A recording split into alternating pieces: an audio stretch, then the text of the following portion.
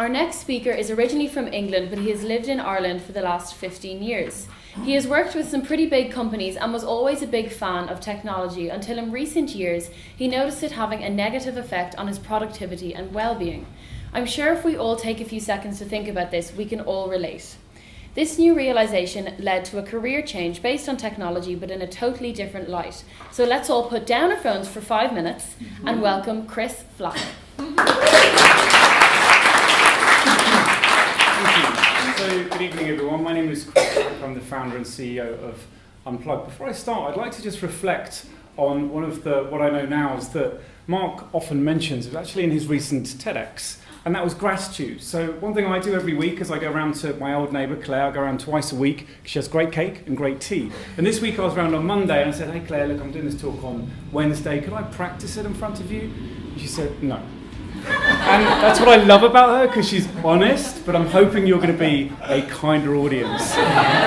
So to give you a background on what I know now, I'm going to read you a bit of prose. I'm going to read some lyrics from a song. And to make it a bit easier, trust me, this will make sense, make it a bit easier, I want you to imagine my voice is that of a robot.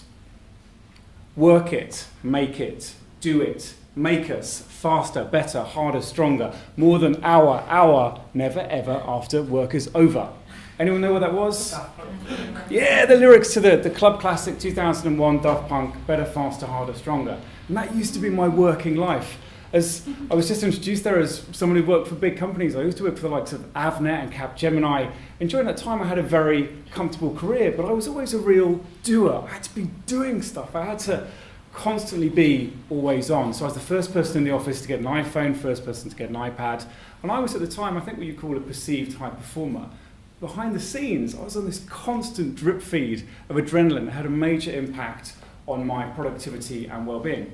So about 5 years ago, I actually changed sector for a number of years. I worked for the not-for-profit sector for a while. I ended up working in India, and for about 18 months I was working in rural projects, which is quite unique in India. But at that time, all of a sudden, there was no buzz of life. There was just life. And I realised that push for me to be always on had primarily come from technology. That was really exacerbated then a couple of months later when I went home and I saw my mum. Hadn't seen her in about a year, and it was her 70th birthday. All these people in the room that were the most important people to me in my life. And I could feel this little itch in my pocket, wanting me to get back to that land of fear of missing out, which I'm sure we've all felt to one extent before. So a couple of months after that, I came back to Ireland full time, and interestingly enough, I got straight back into the 24/7. I was like, oh, I love the buzz! However, at that stage, what I knew the impact on my productivity and my well-being. So I started to manage how I was using technology, and I became fascinated in the science of habits. And that was really the seeds for UnPlug, the company that I now run. And it's really kind of building on research that shows if we make some small changes in how we use technology, we can have some really positive impacts on our decision making, on our well-being, even improve our sex life.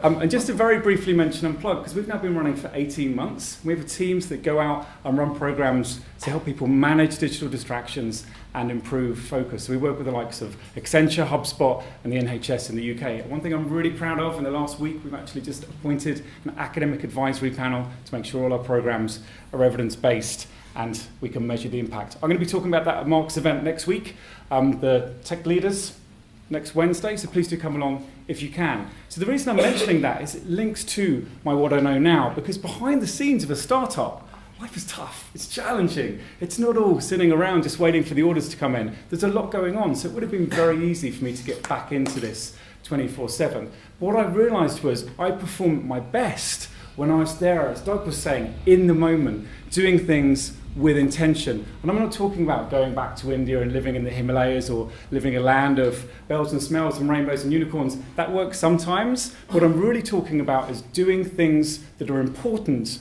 with intention. So an extreme example of that, which works for a lot of people, and I do this myself, meditation and mindful practice, but for more general sense, say for example you're with your children, you're on a date, be there with them as opposed to be thinking of what you're going to do next or how many matches you might have in Tinder. If you're in a business meeting, try the art of deep listening. It's incredible. Again, what Doug was saying, that concept of actually processing the conversation instead of thinking, got to pitch. Let it sink in. So it's kind of interesting that I came from a career where I actually used to help people to get on technology through machine learning and analytics, and I now work in an environment where I help people to actually use technology with intention.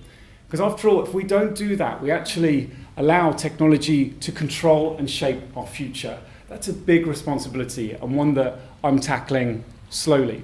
Now, just to wrap up, I know I've mentioned slowly and intention a number of times. We can also do things with intention quickly, and because that tune at the beginning was a great tune, I'd just like us to enjoy for a brief second.